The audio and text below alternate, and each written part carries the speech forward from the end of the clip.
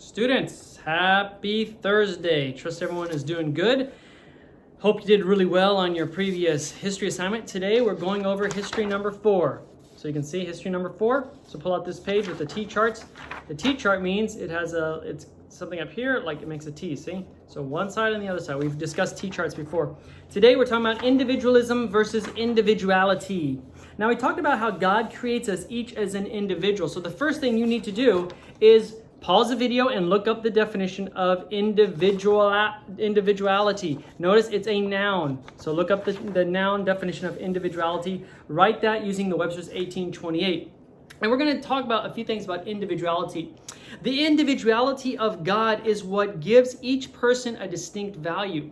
For example, one person does something different than another person. They look different, they act different, they have different tastes, different ideas, different body structure, but not one is more valuable than the other.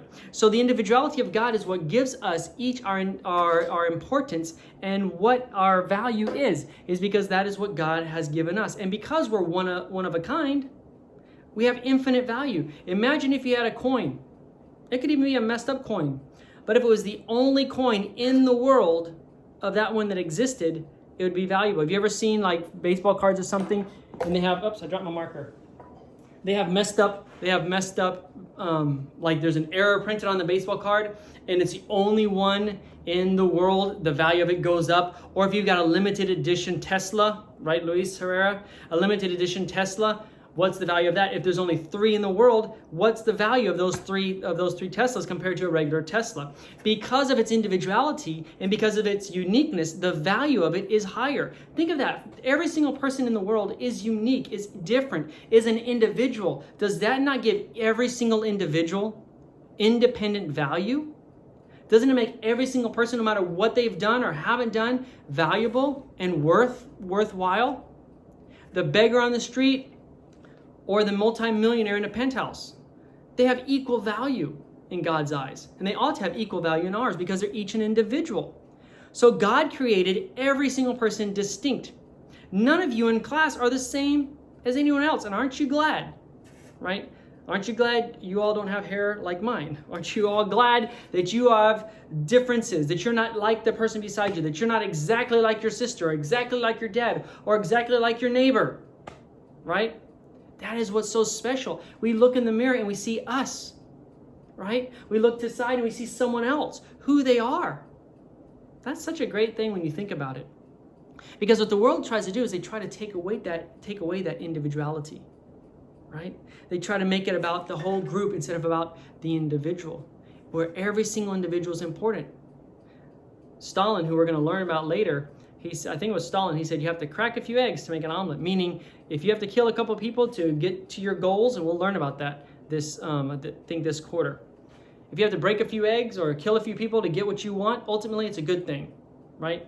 A lot of people in business might think that way. They think, oh, if I can just step on this person or get ahead of this person or make this person fall out and I get that advance, oh, it's worth it.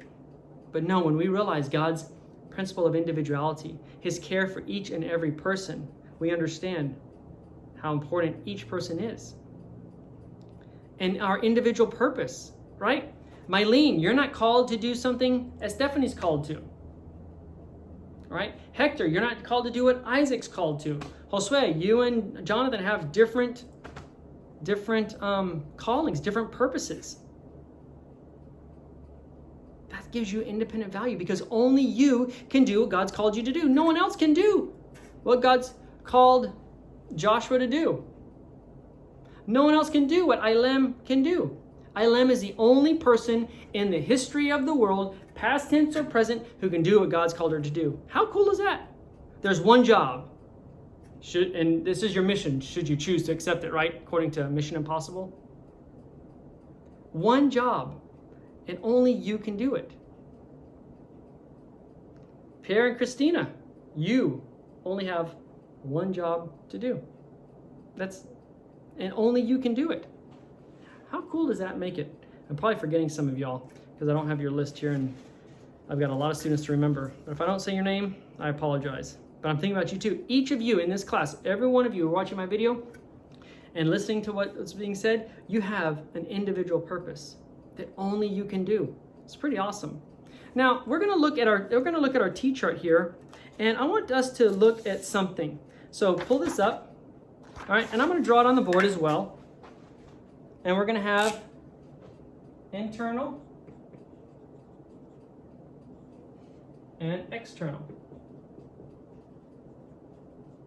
Now, you know, I like talking about the internal to external, cause to effect. And let's look at that right now. What would internal be? Can it be seen? Can things inside you be seen? So we would also say this could be internal, right? I need to spell properly. This could also be so right beside it, I want you to write unseen. And if this is unseen, what would the external be? It would be, of course, seen. And you can fit it wherever you want to in the gray box. What else would it be? The internal would be primary, which means it comes first. Primary. So if this comes first, it's primary. What would this be? Secondary. Secondary. Is that correct? And we have one more word, cause and effect. Which one would be the cause? Would it be the external or would it be the internal? Well, of course, it would be the internal. This is the cause. And the external would be the effect. Is that correct? So, on this side we've got the cause, the primary, the internal, the unseen. On this side we've got the external, which is the seen, it's secondary, and it's the effect. So this leads to this. So when we're looking at ourselves, when you look at yourself, what are some things that are internal, right? That no one can see, that are inside? Okay, let's do some ideas. So let's put a line here. That's CRT. So let's do something like feelings. Aren't your feelings internal? Someone's like, what's wrong? Oh, I feel sad. Why'd they have to ask you what's wrong? I mean, they could maybe see it on your face. Oh, we're getting into the external now. But your feelings are internal. What else? I can hear what you're thinking. Oh, yes, your thoughts. Your thoughts can be internal. What are some other things that can be internal? Your ideas, which kind of go together. Your personality. Right? Your memory. What else? Your tastes.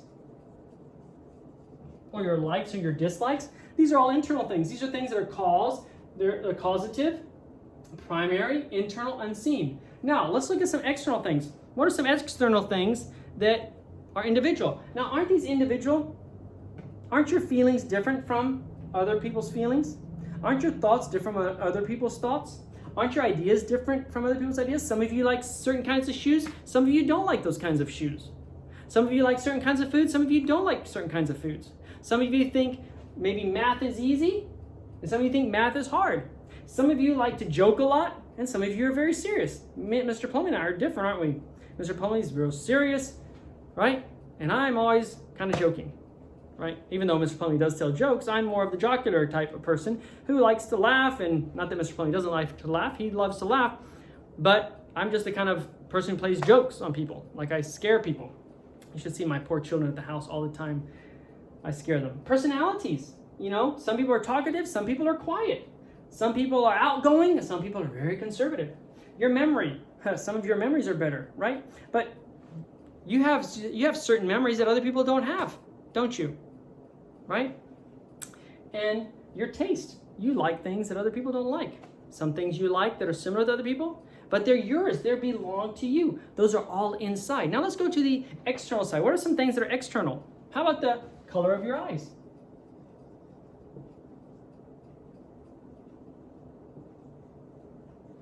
Right? Everybody, that's external. People can see it, but it's unique to you. Okay? That doesn't mean other people don't have blue eyes, but they don't have your eyes, but that's external, right? How about your height? How tall you are? That's external, isn't it? How about your hair? Some of us have more than others, right? How about this can also go with grooming. A lot of you young guys, because everything's been closed, your hair's long. Josh's hair is super long now. I saw Pierre got a haircut the other day. I noticed that, right? But they have different grooming, and that's outside, the way they take care of themselves. Now let's think to science, CSI, crime scene investigators. What is something they use to identify people? Your fingerprint.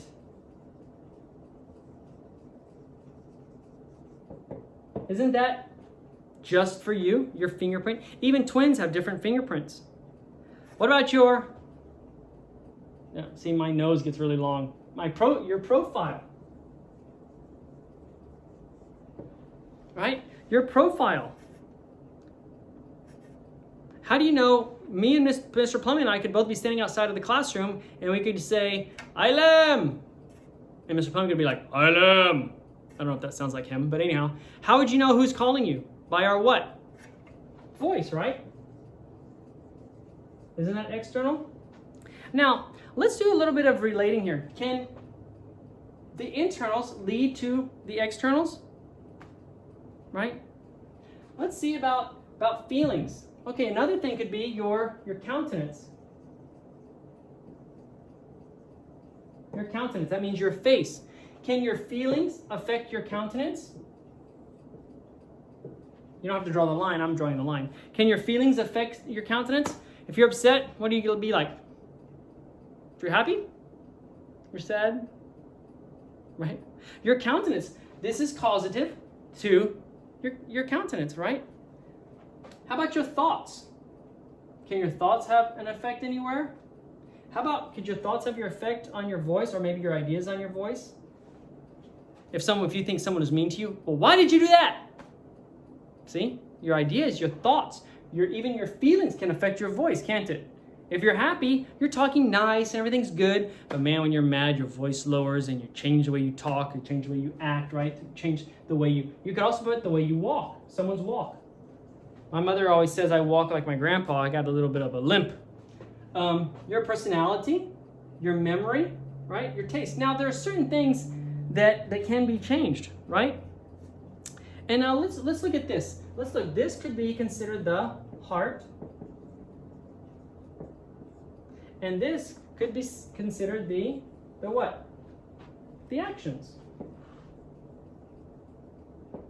If you have hate in your heart, feelings of hate, what kind of actions, what kind of voice or countenance or things are you going to do with your hands?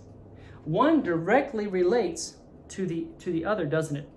This is a reflection of this. If you have very low ideas of yourself, if you think I'm no good, I'm worthless, I'm not valuable, are you going to take care of yourself? Right? You see a lot of homeless people on the streets, which is very sad. What do you think their view of themselves are? Look at how their grooming patterns are not there. The internal affects the external. Then you have some people who think they're the best and all they ever want to do is put on makeup or fix up or wear tight shirts to show off their muscles, right? They have a high view of themselves, maybe too high. Other people have a low view, but that affects how we act, okay? The Bible says, as a man thinks in his heart, so is he. Remember back in kindergarten, in our school, you learn, guard your heart with all diligence, for out of it flow the issues of life. So you guard your heart, you guard your feelings, your thoughts, any of those unseen, internal things, you guard those because those are going to be causative to these. These are going to be the effects over here. The internal leads to the external. Now, you can't change some of the externals. There's certain things you can't change. Can you make yourself grow once you're fully grown? No, I guess you could put stuff in your shoes, but you're not really growing. Can you change the color of your eyes? No. You can change the color of your hair. Can you change your fingerprints? Not really. You can change your profile if you get plastic surgery. You want to know what they call the surgery for nose? Rhinoplasty. The plastic surgery to get your nose fixed. Can you imagine you're going to go in for a rhinoplasty? You've already got a huge nose that you want to get made smaller, and you're going to get a rhinoplasty? That's just kind of mean, right? But that's what they call it. They call it the rhinoplasty. You can change your profile. You can even change, you might be able to change your voice, but not technically. So, but how about the internal? Can you change your feelings? Can you govern your feelings? Of course. Can you govern your thoughts? The Bible says, take every thought into captivity, right? Don't let your thoughts just run wild. You govern your thoughts. How about your ideas? Right? Your ideas can change. Your personality, with healing, our personalities can change. Some people can be real scared and intimidated, and that's their personality. And then all of a sudden, They get confidence. They realize who they are, what value they have because they're an individual, and their personality can change. It can get more outgoing. Memory, yeah, you can work at your memory. Taste, I don't know. I still don't like celery, and I still don't like olives, no matter how many times I try. So I don't know if I can change my tastes, right? But you know what? As you grow, as you get older, as you mature more, your tastes do change. I used to listen to Striper, right? White Cross, White Heart. I used to listen to all these like heavy rock and roll Christian bands. And the older I got, guess what? The less I liked all that heavy metal. Every once in a while I'll still listen to it, but now, you know, I listen to more easygoing music. So, and a lot of praise and worship music. But there's things on the outside that you can't change, but things on the inside, you can change a lot of those things, right? Which is good. Aren't you glad you can change your internal? Now, of course, you can't do it on your own. But with Jesus, the Bible says, I can do all things through Christ. He can help us change our feelings. Have you ever been mad and you pray, God, just help me to not be angry, to forgive that person? And God can change your feelings. And once your feelings change, what are your actions going to be like? What is your countenance going to be like? Your face going to be like? What's your walk going to be like? How are you going to act? You'll act differently, won't you? Things on the external can be changed depending on your internal condition. If the internal is able to be changed, then the external can change. You know, just because you get a happy attitude and you're all joyful and content and everything, doesn't mean you're going to grow higher. You might have been, but I mean, in a way, you could have been walking like this because you're all upset. Everyone's mean to me, but you're like, I'm a child of God. I'm a son of the King. I'm valuable. Only I can do what God's called me to do. I'm the only one in the history of the world who can do what God's called me to do. Guess what? You're going to stand up straight. You're going to hold your head high, not because you have pride in yourself, but because you know who you are in God, who God created you to be. God, the creator of the universe, made you independent of everybody else, perfectly equipped to do exactly what he's called you to do. And now, if that doesn't make you happy and doesn't give you value, I don't know what was. It does, or I don't know what will. It doesn't matter what your family says. It doesn't matter what your friends say. It doesn't matter what the books say or TV says. You were created as an individual for a great purpose, and only you can fulfill that purpose. How cool is that? Many are controlled externally, not because they want to change, but because they don't want to get in trouble.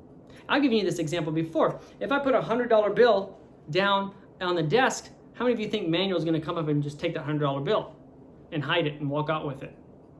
I don't think he will, right? Why? Because he's self-governed. He doesn't need a video camera, even though we have cameras in here, to be on for him not to do wrong, because his internal is correct.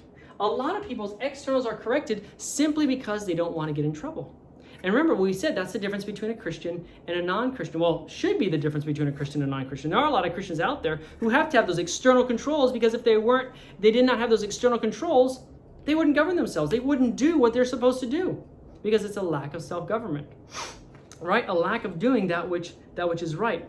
So the difference between what should be the difference between a Christian and a non-Christian is a Christian obeys because they want to. They want to be obedient to the 10 Commandments. Last year you memorized them. I'm going to ask you to memorize them again this year, and to remember that you memorized them, actually. A Christian obeys because he wants to fulfill God's will, because he wants to be obedient to the commandments of God. Whereas a non-Christian might obey because they don't want to get in trouble.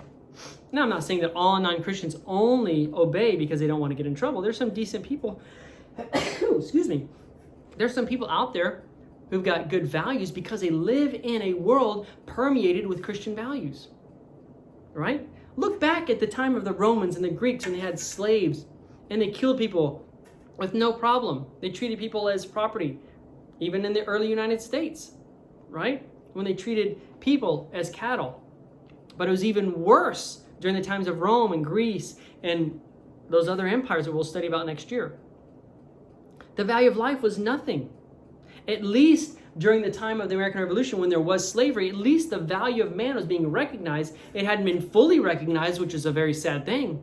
But at least those ideas were starting to grow. And there were people like George Washington and Thomas Jefferson that wanted freedom for the slaves. All right?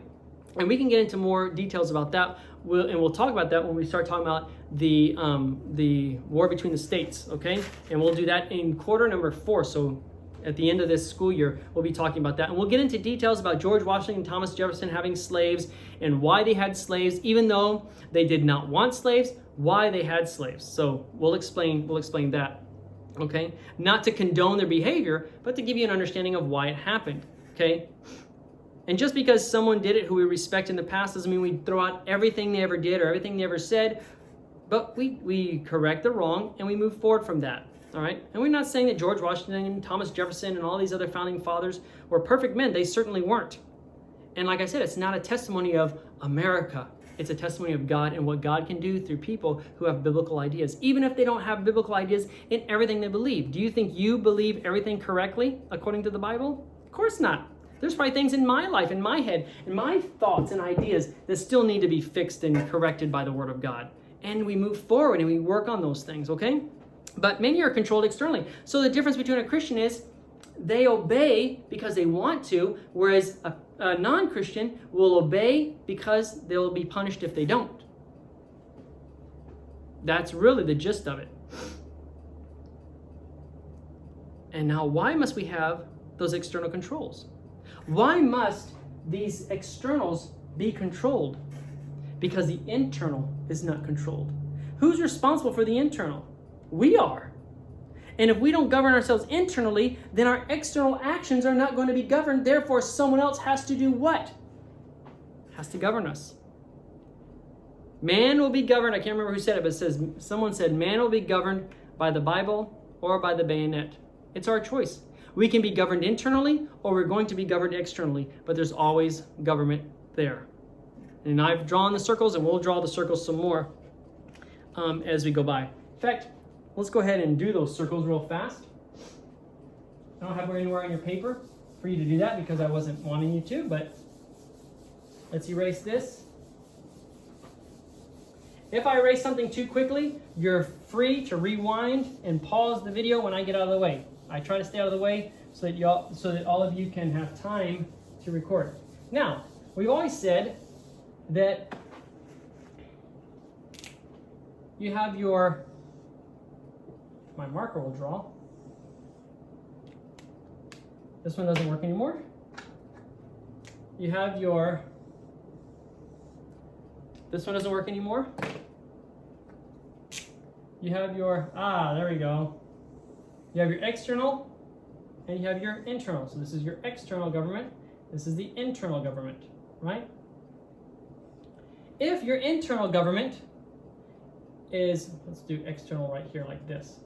This one is your external. If your internal is large, okay, how much external government do you have?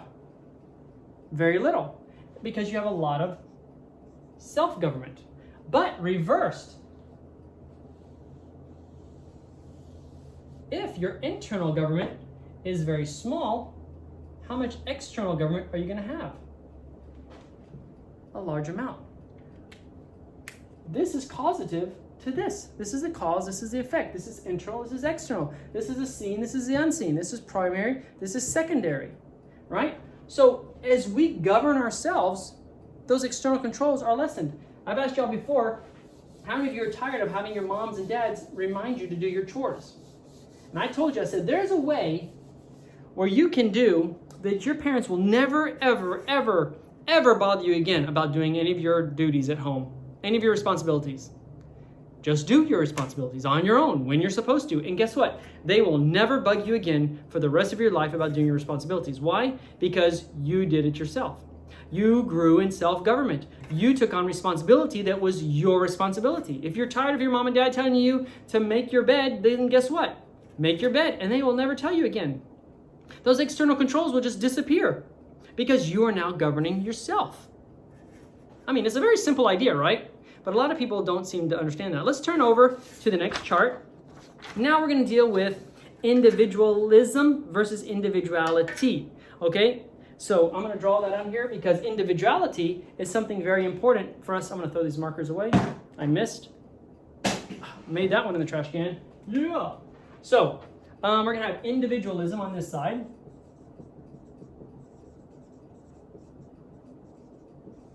And we're going to have individuality on that side. And once again, it's a T-chart, see? The big T. So when I say T-chart, this is what I mean.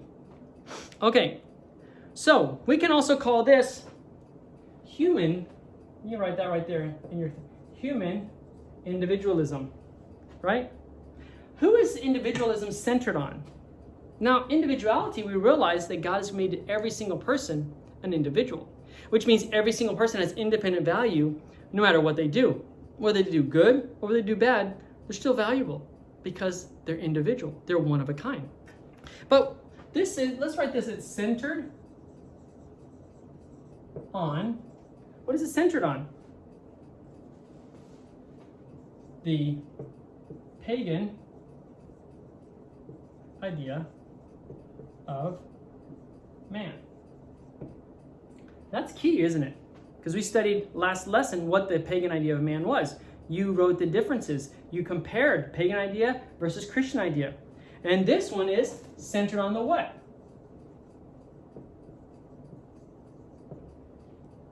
Christian idea of man. So individualism is centered on the pagan idea of man, meaning some people are more valuable than others. They are fashioned for the state and its uses, right? Christian idea of man is destined for immortality, created in the image of God, which gave him an independent value. All men are created equal. All equal in value. Doesn't mean equal in all areas of creation. I mean, Mr. Plumbing and I are not equal in height or strength, right? Miss Sarah and I are definitely not equal in beauty. She's a lot better looking than I am. Bill Gates and I are not equal in intelligence. He's a lot smarter than I am, right? But I'm just as valuable as Mr. Plumley. I'm just as valuable as Miss Sarah. I'm just as valuable as, who did I say? Bill Gates, right? So it's not about the external, it's about who we are, just the fact of being existing. So be careful when you hear that idea of equal, because equal is not talking about equal in money, equal in looks or intelligence or gifts or talents, right? There's some guitarists, I mean, there's kids that pick up like Mozart. He's definitely more talented and gifted in music than I am. I can barely play the radio in tune. That's how bad it is. I mean, when I start singing, the cats outside start screeching. Okay, so anyhow, I am definitely not gifted in music like Mozart, but I'm just as valuable as Mozart is. Okay, does that make sense? So make sure when we talk about equality, when you're dealing with biblical equality, it's not equality in all those areas, it's equality in value, okay? Because God gives to some certain talents, to others more talents, and to some very few talents, but he gives everybody what they need for their own perfect purpose. You might not be as talented as someone else. You might not be as good looking or as smart or as rich or as tall, right? But that's okay because God's given you everything that you need to fulfill the purpose that he's called you to. You don't need to be as smart as those other people. You don't need to be as talented as these other people. You just need to be who you are because that's who God created you to be, to fulfill what he's called you to do. Doesn't that take pressure off of you? You don't have to compare yourself to one another. And in fact, Paul says it's foolish to compare yourselves one to another, right? Because what happens is you start comparing yourself to people who are much better than you or who you think are much better than you. When in reality, they're not better than you. They just have the gifts and talents and what they need from God to fulfill what he's called them to do. And you've got exactly what you need from God to do exactly what he's called you to do. Everything you need, God has put inside you, right? So it's centered, the individualism is centered on the pagan idea of man. Individuality is centered on the Christian idea of man, all right? Now let's list let's express some ideas. So what ideas do we get from individualism, right? It's human-centered, remember? It's focused on the person. So what are some sayings? I'll do it my way.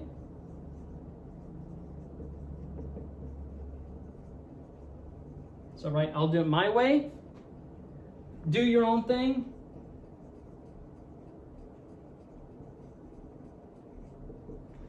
I'll do my thing, you do your thing. If it's true for you, that's good, right? If it's true for you, okay? Look out for number one. We've all heard that one, right?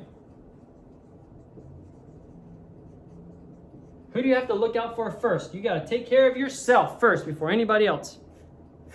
How many of you say this to your mom and dad? Everybody's doing it. Everybody has a phone. Everybody's going to the park. Everybody's going to the party. Everybody's doing this. Just a hint, not everybody's doing it. When my children tell me everybody's going, I'm like, really? Well, I'm not going. Mom, Miss Sarah, are you going? No? Oh, William, are you going? Oh, well, I'm sorry, but look, right here, there's 3 people not going. Maybe we should go ask the neighbors.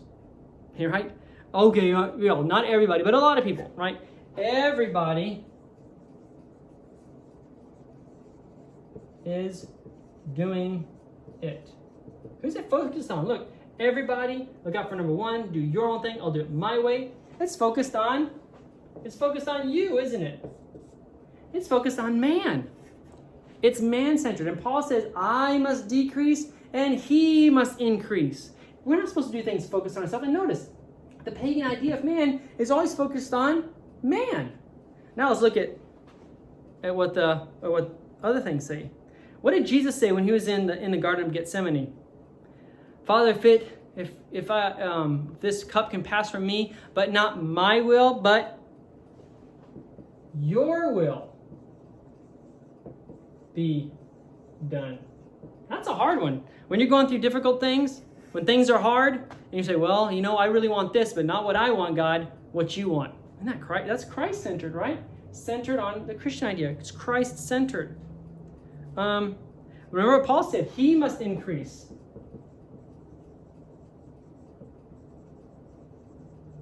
Who's Paul focused on? He said, God's got to get bigger and I've got to get smaller. Boy, wouldn't that be a great thing for all of us if we got smaller and God got bigger? If we started doing more of what God wanted and less of what we wanted? What would the world be like if all of us in the world did that? What does Philippians say? I can do all things. Does he say I can do all things by myself? No, it says I can do all things through who? Through Christ. And that's important. It doesn't just say I can do all things. A lot of us are like, I can do it, I can do it, I can do it. You think you can, I think I can. Remember the little train? I think I can, I think I can, I think I can. That's a pagan idea, man. Let's focus on it. I think I can, I think I can. It's relying on yourself. Over here, I can do all things. This is the key word. Through Christ. He's the one that gives us strength. You think you can govern yourself all by yourself? You're dreaming. Right? Only God can give you the strength. You can obey God's commandments perfectly through Christ. Not on your own strength. It's through God's strength. Remember what Paul said. He's riding his donkey, or his horse, or whatever it was, to Damascus. The bright light shone, knocked him off the donkey. Bright light, it blinds him. Jesus is like, hey. And he's like, Lord, who are you? He's like, I'm Jesus, the one you're persecuting. And then Paul says, what would you have me do? Right? What would you have me? What would you have me do? God, what do you want me to do? I want to do this. But what do you want me to do? You see how that's Christ-centered? It's not man-centered? Samuel, he's laying there in bed. He hears a voice, Samuel. He runs in, Eli, you called me? Oh, no, I didn't call you. Go lay back down. He goes like that. Samuel. Eli, you called me. Eli's like, you know what? I didn't call you, but it's God. Next time, Samuel, when you hear that voice, because it's God calling you, you need to say, speak, Lord, for thy servant heareth. He goes and lays down again. Samuel, a little boy. Speak, Lord, for thy servant hears. And God tells Samuel how Eli is going to die and what's going to happen. When he's a little boy, God speaks to him. But what did he say? He said, speak, Lord, for thy servant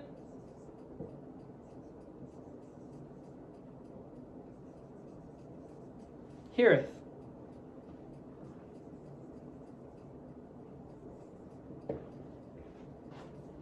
Notice the difference between the two sides. This is individualism, and this is individuality. We don't want Individualism. We want to recognize that each person is an individual, right? We don't want to be man-centered. We want to be God-centered. So fill out that chart right here, okay? This is done through God working in us.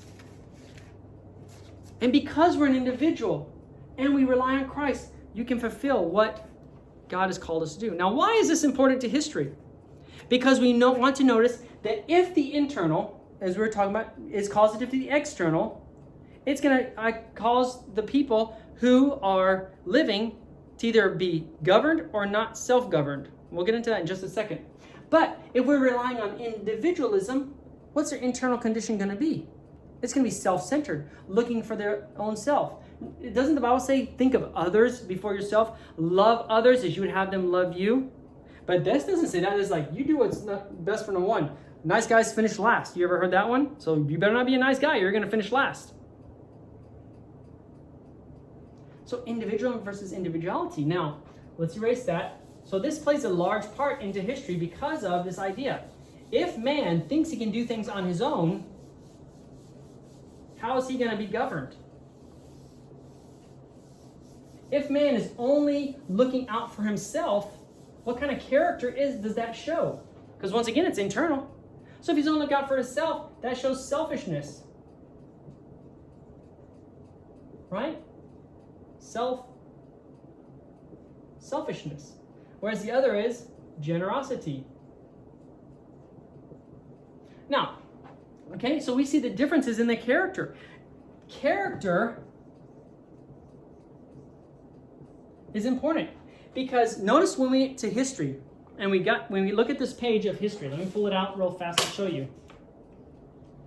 But when we did our second thing in history, we were talking about nations and events, the definitions and the rudiments of history, we got into this part. The character of the people. Right? And the character of the people leads to what? Notice the form of government. The effect of national character.